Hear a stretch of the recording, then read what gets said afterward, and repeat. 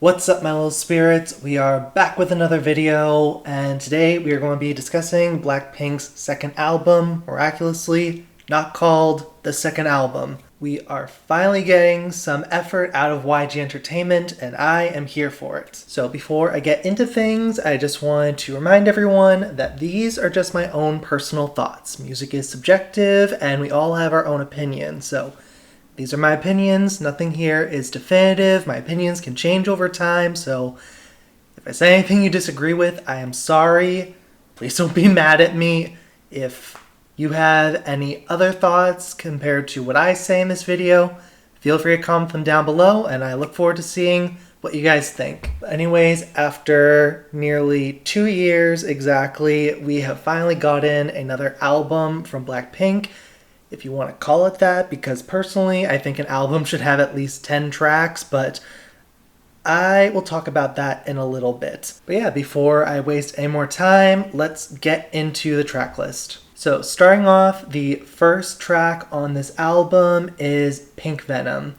Personally, I love the creativity that they used in having a chorus of people chanting Blackpink throughout the introduction, and they also include that towards the end, I believe.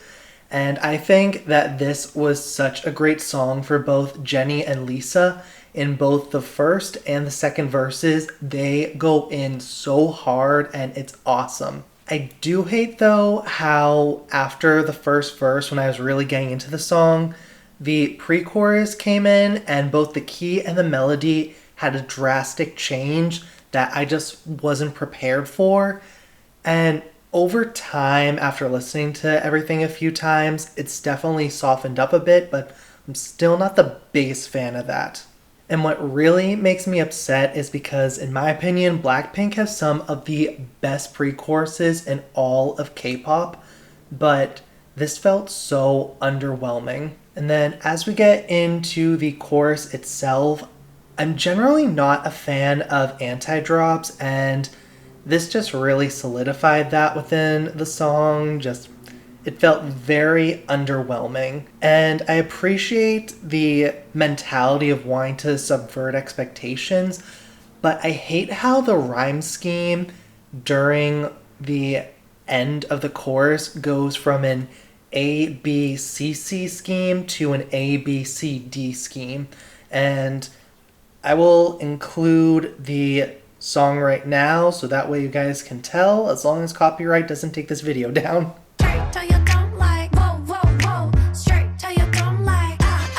Okay, and then moving on to the bridge, I thought it was fine. Usually with Blackpink, I don't expect too much from their bridges, but the outro was so lackluster and boring. I expect Blackpink to have these bombastic outro sections. Think of songs like Did It Doo Doo, How You Like That, etc. And just to see how anticlimactic it was towards the end, I just felt like there was more that I wanted from this. And I just feel like overall the song tries to compensate for not having much going on by attempting to be experimental and utilizing an annoyingly catchy section in the chorus to soften up the song a bit and make it more palatable. But overall, it's not really my cup of tea, for lack of a better expression, and I just didn't really enjoy it. Definitely one of my least favorite title tracks from a K-pop artist this year. Moving on to the next track, which is Shut Down. I absolutely love when classical music is sampled in modern music. Examples as of recent times I can think of are Freeze by Momoland, we have Hands Up by Cherry Bullet, and Feel My Rhythm by Red Velvet, which honestly, that song is just the standard now at this point for sampling classic music. They just went above and beyond. Whoever the producers are at SM Entertainment, hats off to you guys. But yeah, I don't know if it's because I grew up playing classical music on the piano, but I just love when it gets reimagined into more modern day music. But getting back onto Shut Down. Even though this song has more of a simplistic structure to it, I actually think it works really well. And if you're going to go for more of a minimalist song, this is how you should make one. It's not meant to be like extraordinary or anything, but it's very enjoyable and does its job perfectly. And I also love how they managed to incorporate some of the same chords from How You Like That, but putting it in a different progression into the song, which gives it a very good callback sort of property to it.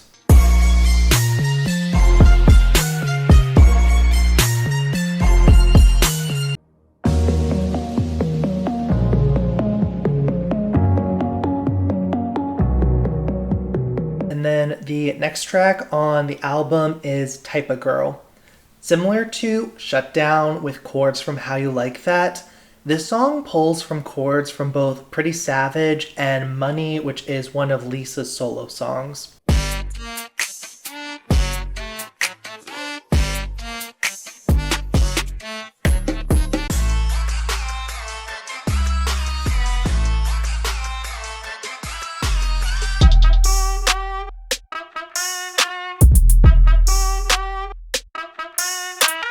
I definitely feel like the chords that they used in both Shutdown and Type of Girl, even though it definitely gives you a sense of nostalgia while listening to this album, it does detract from the uniqueness that the tracks could have had originally. Speaking of similarities between this song and the previous track, the piano instrumental that they use let transition from the previous song seamlessly. I do feel though that this song does struggle a bit in figuring out its musical identity and what tone it's going for. It felt like it continuously oscillated between being innocently creepy and maturely confident. But with that being said, the tone that they went for in the pre-chorus, I feel like was just beautiful and I loved it. Overall, it does still have that minimalist structure that Shutdown has, and that does make it catchy but still enjoyable. However, again, it's not really mind-blowing. And it also feels like it ends a little bit abruptly, which can be a bit of a problem throughout this album when every song is just barely 3 minutes in runtime. Whereas if the songs were a bit longer, even just 3.5, I feel like that abruptness wouldn't be as detrimental. But because of the overall length of this album being on the shorter side, anything that seems to just end very quickly and without warning, it just draws more attention to how short this album is overall. And then next song we have on this album is Yeah Yeah Yeah, which going into the song, I was really expecting it to sample Yeah 3 Times by Chris Brown, so a little relieved it didn't because I wasn't sure how exactly they were going to pull that off. But then speaking about this track itself, I am a huge fan of synths, especially rock and disco. And I love how the chord progression in at least the pre-chorus was very reminiscent of the song I'm So Tired by Lauv and Troye Sivan, because that is one of my favorite songs from 2019, which, by the way, is a very underrated year in music, but that's a conversation for another time. I do feel though like there was a lot of wasted potential with the chorus just because the instrumental was so exciting and vivid, but there were no vocals to take advantage of that, and it felt like as if you had a sundae that you were making and you had the ice cream in the bowl and then you didn't put any toppings. By itself, it's still great, but it just feels like there's something missing from the overall plate that you're serving. And this issue was really just compounded by how impactful the pre-chorus was, so it felt like there was going to be this massive build-up to something, and then even though there was something, it wasn't the something that I was expecting there to be. Did that make any sense? But anyway, continuing on with this song, I feel like the outro was also borrowing some chords from Forever Young, and again, just a continuation of this theme of callbacks to previous works. which maybe one or two songs that's good for, but it did make me a little concerned at this point in the album because Blackpink's music does struggle from a lack of diversity in how it's structured. A lot of it seems very copy paste, copy paste. And having all of these chord similarities throughout this album thus far just doesn't aid in that. But overall, I enjoyed listening to this song, and I really wish that it would have been out during 2019, 2020, just so that way it could have taken advantage of that disco pop trend that we saw, especially with artists like The Weeknd, Dua Lipa. Originally, artists like Carly Rae Jepsen and Kylie Minogue were really into that sort of music, but it feels as though this song really can take advantage of that, and it's just coming in at the tail end of a style of music in decline. And then the next song on this album is Hard to Love, and it does not waste any time. It just immediately goes into things and just gets really exciting. I do feel like it could have been just a little more intense in terms of the energy it was giving off, but for what it was still really good. And then speaking again about how I mentioned the abruptness earlier in some songs during this album, with this song and also Yeah, Yeah, Yeah, they incorporated a fade out ending for the transition, and I just feel like it's very anticlimactic personally. I'm not a huge fan of that technique for a lot of songs, unless it's maybe something where you have a singular instrumental to fade out with. This usually works really well with string or piano instrumentals. But overall, I just felt like it should have been either the end of the album or they should have worked towards making a more structured outro, just so that way it doesn't feel like suddenly all the energy in the song just died out. But even though that I am being a little critical of the song, it's actually now a contender for one of my favorite songs in their entire discography.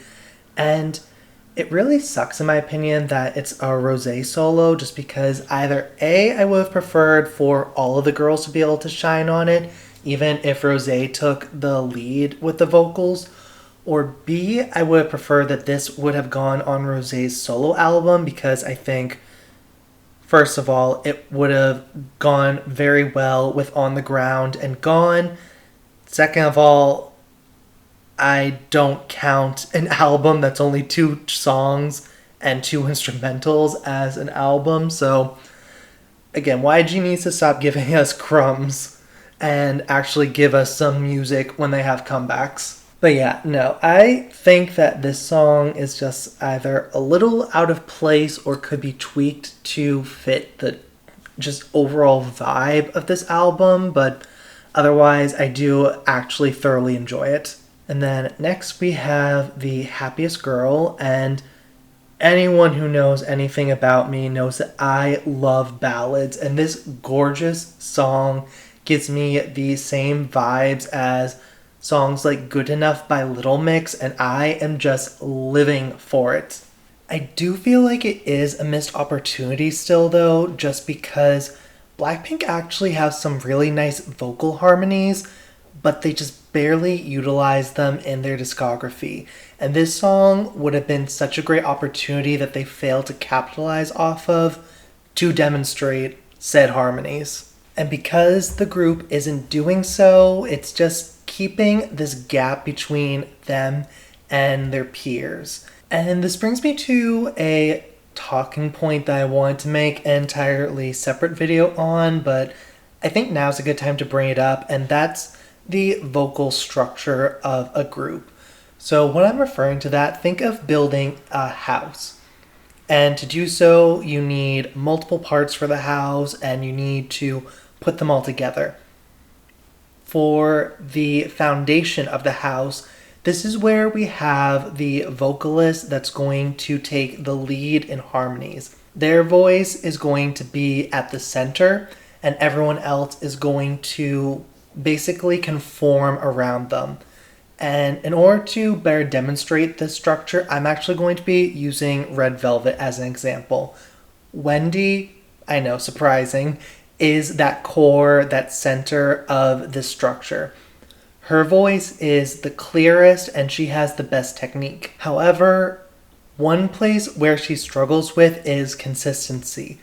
Because she has to hit this entire range of notes that's all over the place, there are plenty of times where she'll struggle to hit them in the same way with her voice in every single performance.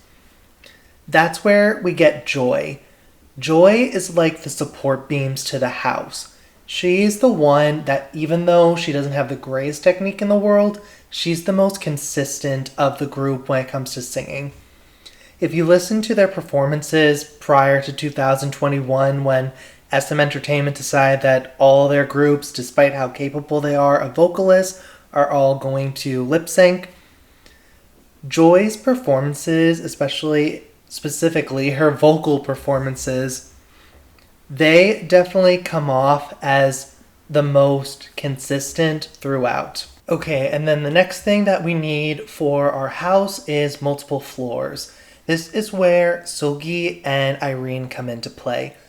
Wendy's vocal range is massive, but when it comes to hitting some of the higher notes, Seulgi can go just slightly higher, as we see in songs like Psycho and Really Bad Boy. Whereas with Irene, even though her technique is a little lacking at times, she has a decently structured lower register that she's able to control pretty well. That way, when you look at the group's vocal range, Seulgi extends the upper range and Irene extends the lower range to harmonize with Wendy when she goes outside of her support range. And then finally, what we need to do is add the paint. This goes around the entire house and just brings the whole thing together, and this is Yeri's job. So let's try to bring this structure pattern to Blackpink. This might surprise some people, but the foundation of Blackpink actually isn't Rosé. It's actually Jennie. Compared to Rosé, who has more of a nasal tonality to her voice, it's very unique, and she's less of a technique-oriented vocalist and more of a tone-oriented vocalist. Jennie's voice is a lot clearer, and she's still a competent vocalist in her own right. So she's actually the structure of Blackpink, or the foundation of the structure. And then Rosé, she actually fulfills Seulgi's job, being the upper range extender. And then Irene's job is filled by Jisoo, who has a beautiful sense of control over her lower register. And I wish that she could exhibit it more often in their discography, but those are my arguments with YG Entertainment. Totally different story. That way you have those two who are capable of extending the range that Jennie is naturally able to support. And then Lisa takes Yeri's position as the coding. Again, not the strongest vocalist in the group, but she does have a bit of diversity in what she can do with that limited strength. And that way she can just harmonize with anything. Unfortunately, Blackpink doesn't have the support beams that Joy provides, and it's not a matter of only having 4 members. If you look at groups like Mamamoo, all the members hold multiple responsibilities. So it has to do more so with being a vocally based group, or at least a group with a lot of vocal talent, such as you could even look at NMIXX, and even though they're not a vocal-based group, they have a lot of talent there in that regard. Not having at least 5 members doesn't mean that you can't have the structure. It just means that more people in the group need to have more responsibilities. But even if Blackpink doesn't have that stabilizing factor that the support member is able to add, again, they still have really good harmonies compared to a lot of their other peers, especially amongst the 3rd gen groups, whether they're still releasing music or have disbanded by now. And I just wish that the company would take opportunities like with this song and just let them show that talent that they have. So potentially they might not be made fun of as much for quote unquote not being vocally talented or whatever. Moving on to the next song on the album is Tally. And I don't know how this happened. Somehow, when I listened to the album the first time, I skipped this song. And I don't know how that's possible. Because all I did was go onto Apple Music and hit play. So I'm not sure how that happened, but my notes are a bit brief just because I listened to it retroactively after listening to the rest of the album, and it definitely impacted how I viewed the song. So this song follows a similar trend of minimalism used in most of the album. And even though it sounds nice, the structure, in my opinion, doesn't age well if it's overplayed. And that just seems to be a common theme amongst the album, is that I don't think I'll be able to listen to most of the songs, if not any of them, more than 2, maybe 3 times maximum in one sitting without getting bored of them. But yeah, Tally overall, it was okay. Not like the greatest song in the world, not the worst song. Nothing about it really stood out to me, even when I did play it by itself. And finally, we have the last track on this album, which is Ready for Love. It's very traditionally Blackpink-esque and feels like a copy and paste of Forever Young. It felt so reminiscent of that song. The first thing I did was try to look up the key and BPM information, which eventually I found, and the relative major key of this song is F sharp major, G flat major,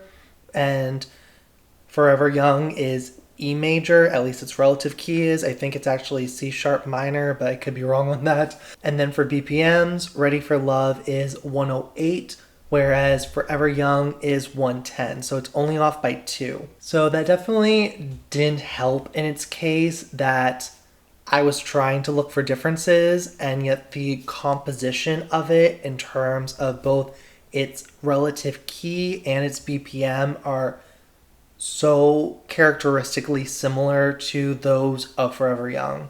Even with that in mind, it was still a very nice change of pace within the album itself and the context of the album, as opposed to just being a one-off track, in that it was very exciting and energetic after the last few tracks were a little bit more on the melancholy side. And in my opinion, because this is a Blackpink album, this was actually a great way to close it out, because after all of the nostalgic feeling that this album encapsulated, having a song that really grabbed that just general Blackpink vibe and the Teddy structure that we're all familiar with, and making it something that's very upbeat and fun, because we're not that used to seeing Blackpink doing more so ballads and down-tempo songs. I just think that this was a really nice way to wrap up everything.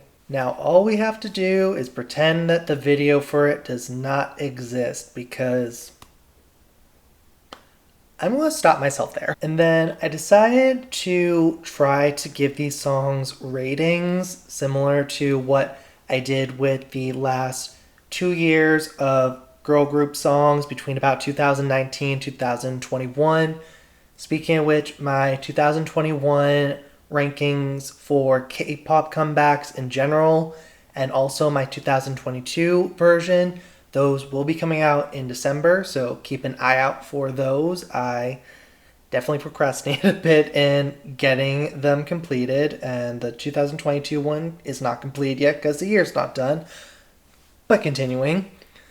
So yeah, I decided to give ratings to these songs, but it was a little difficult just because I'm only working with 8 songs, so compared to themselves, the ratings would be a lot more drastic. So I tried to just focus on the things I normally incorporate into my decision on what rating I would give a song. And these aspects include, but are not limited to, the instrumentation, the melody, the phrasing, and the overall cohesiveness. And then, disclaimer, I typically don't take lyrics into consideration for any songs where it's in a language that I don't either speak or at least understand.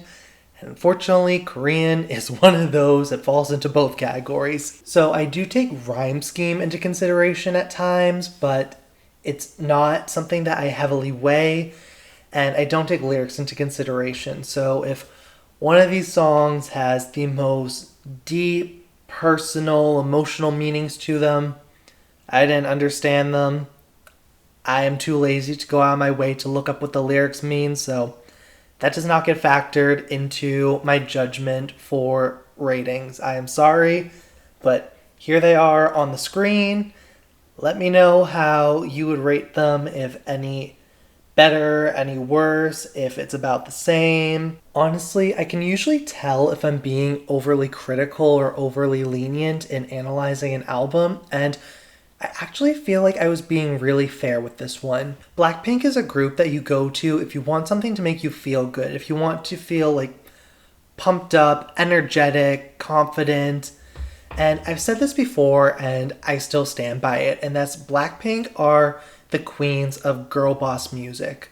If you're looking for girl crush in general, I'd say better examples would be 4 Minute for the second generation, CLC for the third generation, and I think 3YE, or maybe it's 3I, or I don't know how to pronounce it, but they would definitely be the fourth generation group that's in contention for that title. As far as Blackpink goes, they are the queens of girl boss music with 21, and I would say that the fourth generation counterpart would be Everglow, but they have not given us a comeback, and we're going on 11 months now.